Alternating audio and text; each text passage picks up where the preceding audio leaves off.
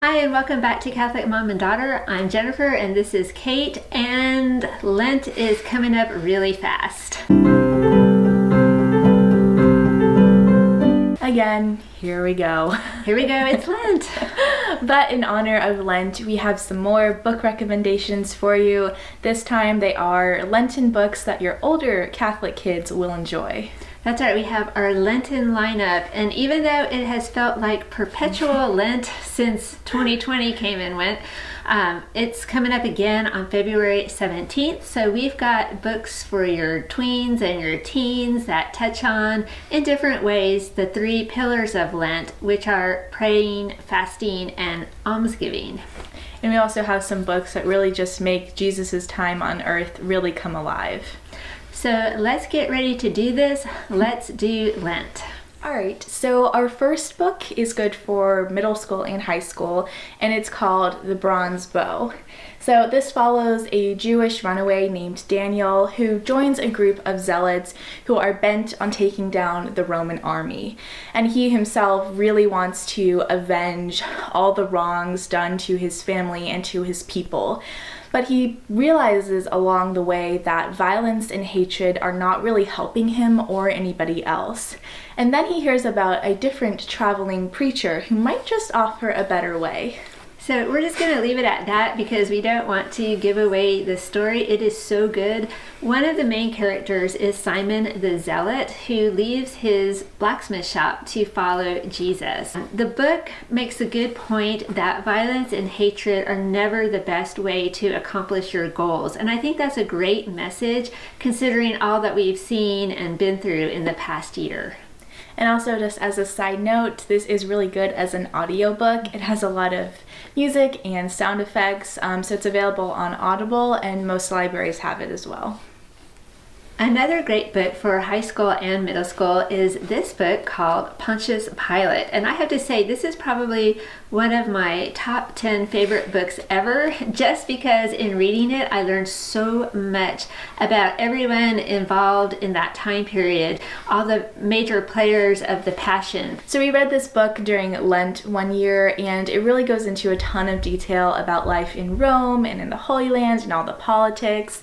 The main character is Pontius Pilate, so we see everything from his point of view, but it's not like boring or political. It's actually a very, very interesting book.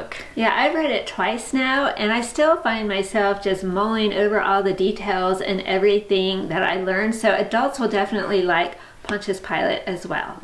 So the next book is for the older teens and adults, and it's called Happy Are You Poor?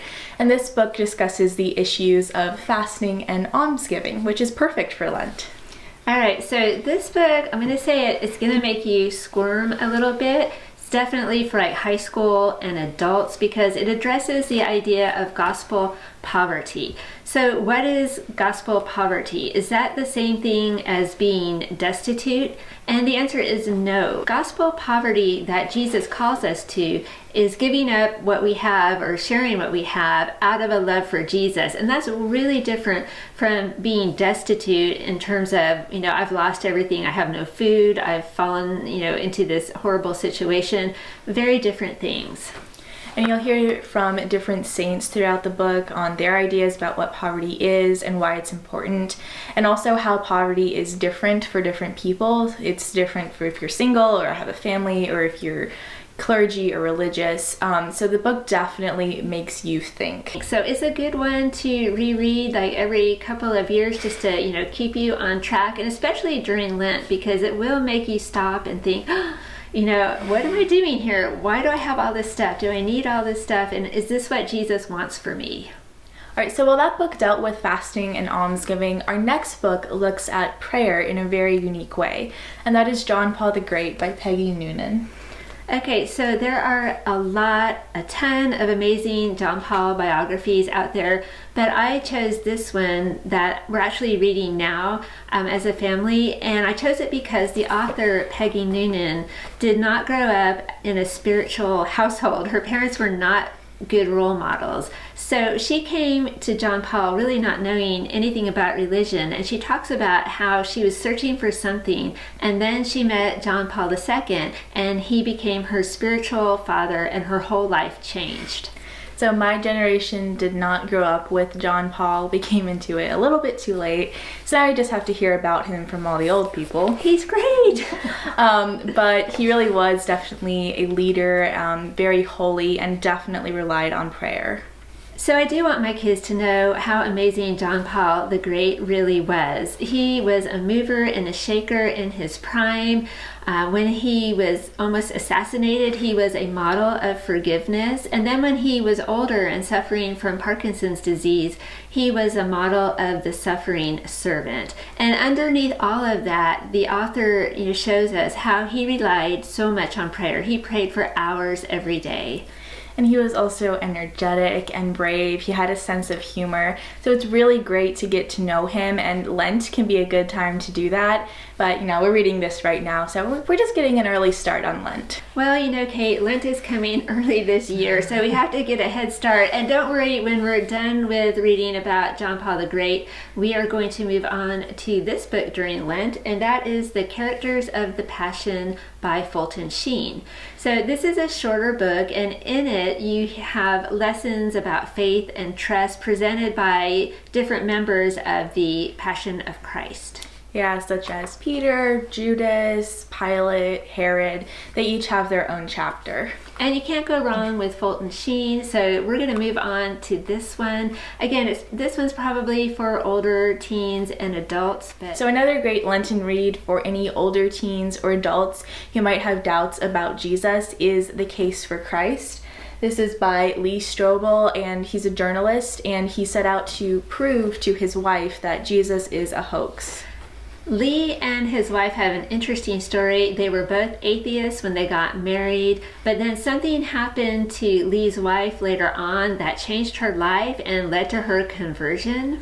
So Lee was not happy at all about her conversion, and so he spent the next 2 years doing intense research and interviewing priests and psychologists and forensic scientists, and finally he was forced to admit that Jesus is not a hoax. And then he was not happy because he was like, man, Jesus is real, and that means I'm going to have to change my whole life, which he did. So it's a really fascinating story if you haven't read it, and a couple, maybe 2-3 years ago, it was turned into a great movie, which is fun to watch. We watched it. We went actually to the movies to see it, but it is out now. You can get it at the library. I think Amazon has it. I always challenge my students during Lent to watch it with their families and then come back and we talk about it, and they're always really excited about all the pieces and clues that Lee put together to determine that yes, Jesus is real. So our last book for our Lent recommendations is Humility Rules, and we talked about this in our confirmation gift guide video, so we'll have that linked below. I really enjoyed this book. It's funny, the chapters are short, and it presents different ways for you to grow in humility. So it would be great for teenagers or tweens, or even as a family read aloud during Lent. And you could also pair it with praying the Litany of Humility, and we'll have a link to that down below. Alright, so those are our top picks for Lent. Let us know down in the comments what you are reading for Lent this year. We love to hear from you. And we hope that you can go out there and enjoy your last couple of Lent-free weeks, because Lent is coming. So we're so glad you joined us here today. Thank you for watching, and we will see you next time. Bye.